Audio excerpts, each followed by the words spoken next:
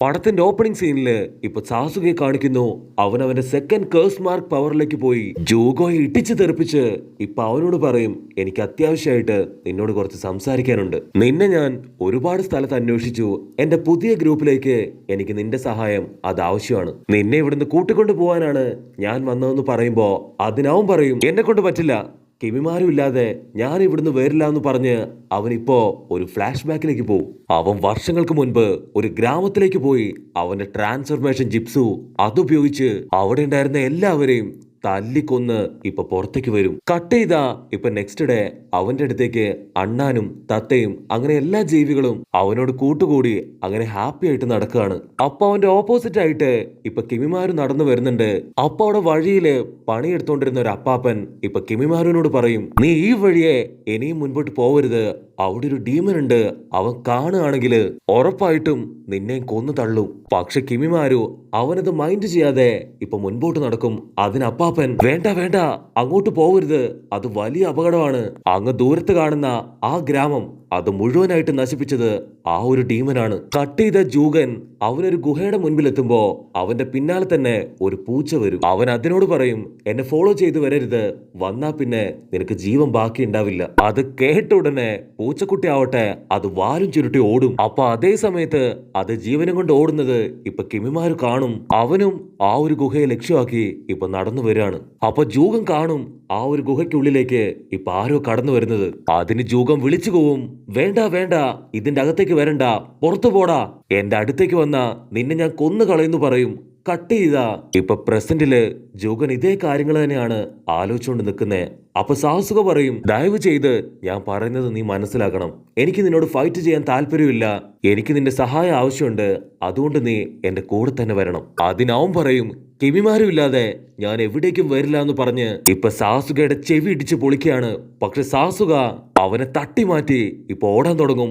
കരീനെ വിളിച്ചു പറയും, അവനെ തട്ടിക്കള സാസുക, അവന് വെറുതെ വിടരുത്. അപ്പൊ സുഗട്സു അവിടേക്ക് വന്ന് ഇപ്പൊ കരീനോട് പറയും, വാവ്, നിനക്കെന്നെ വഴിതെറ്റിക്കണം അല്ലേ?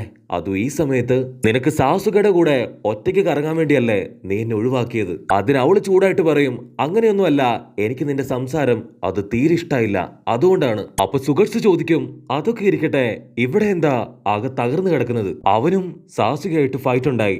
ഇപ്പൊ ഒരു ഫൈറ്റ് ചെയ്ത് പുറത്തേക്ക് പോയിരിക്കുകയാണ്. അതിന് സുഗട്സുകി ചോദിക്കും, അവനെന്താ വട്ടുണ്ടോ?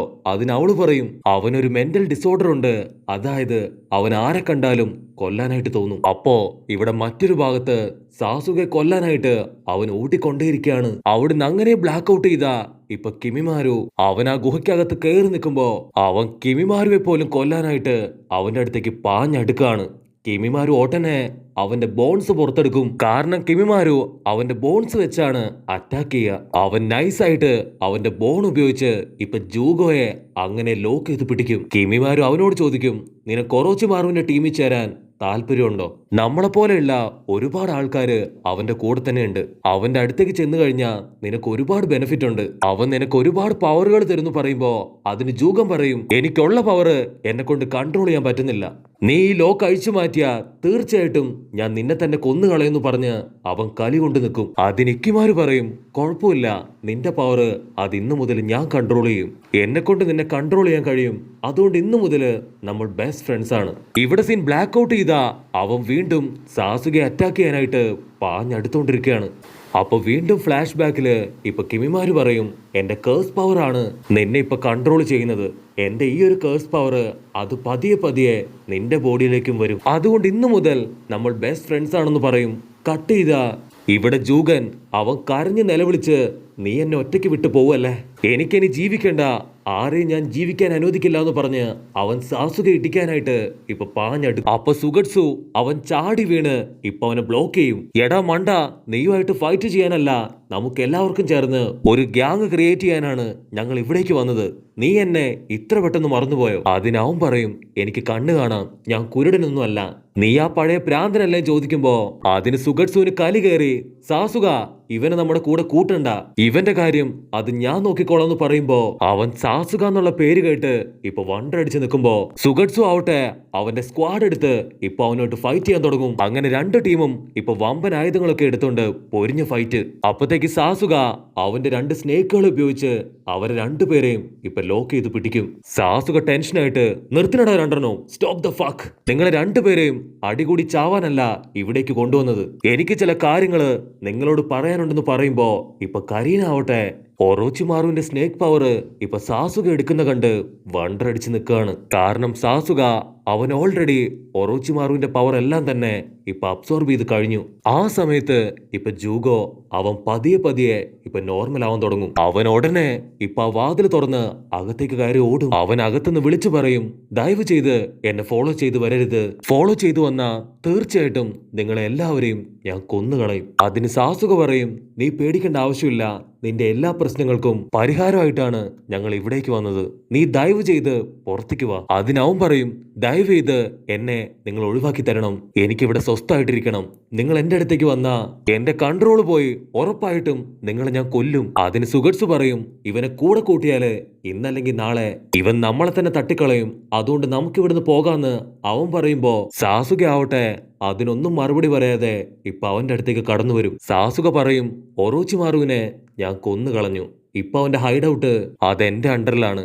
ഇവിടെ കിടന്നാ തീർച്ചയായിട്ടും നീ നശിച്ചു പോവും, അത് ഞാൻ അനുവദിക്കില്ല എന്ന് പറയുമ്പോ അതിനവൻ പറയും, കുഴപ്പമില്ല, എനിക്കിവിടെ കിടന്ന് മരിക്കാനാണ് ഇപ്പൊ ഏറെ ഇഷ്ടം. അതിന് സാസുക പറയും, എപ്പോഴെങ്കിലും നിന്റെ കൺട്രോൾ പോയാൽ നിന്നെ നിയന്ത്രിക്കാനും കൺട്രോൾ ചെയ്യാനും എന്നെ കൊണ്ട് കഴിയും. നിനക്കെന്നെ പൂർണ്ണമായിട്ടും വിശ്വസിക്കാന്ന് പറയുമ്പോ അതിനവൻ പറയും, നിങ്ങൾക്കാർക്കും എന്നെ കൺട്രോൾ ചെയ്യാൻ കഴിയില്ല.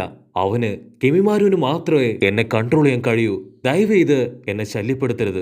ഞാൻ ഇവിടെ തന്നെ കിടന്ന് മരിച്ചോളാം, ഇനി എന്നെ നിങ്ങൾ ശല്യം ചെയ്യരുത്. അതിന് കരീന ഒരുപാട് കൊല്ലങ്ങള് ജൂഗോയും കിമിമാരുവും ഒരുമിച്ചാണ് ജീവിച്ചത്.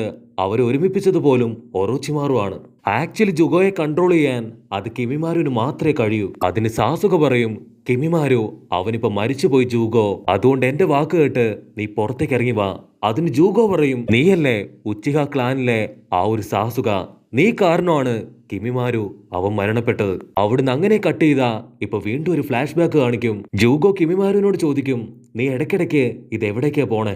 അതിന് കിമിമാരു, എനിക്ക് എത്രയും പെട്ടെന്ന് സാസുകയെ അസിസ്റ്റ് ചെയ്യണം, കാരണം ഒറോച്ചിമാറുവിന്റെ അടുത്ത വെസല് അത് സാസുകയാണ്. എനിക്കോ ഒറോച്ചിമാറുവിന്റെ വെസലായി മാറാൻ കഴിഞ്ഞില്ല.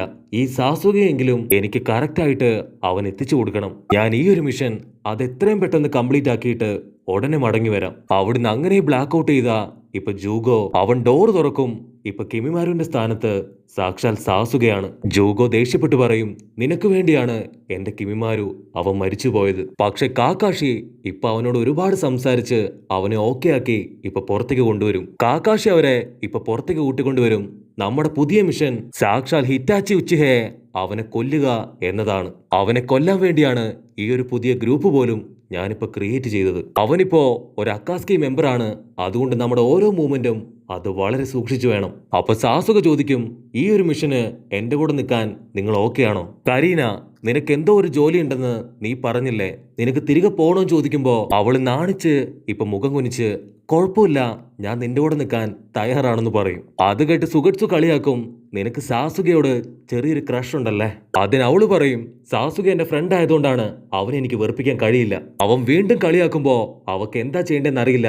അവൾ കൺഫ്യൂഷൻ ആയിട്ട് നിൽക്കും. എന്നിട്ടൊരു ഒറ്റ അടി കൊടുക്കും അവന്റെ മോന്തയ്ക്ക് തന്നെ.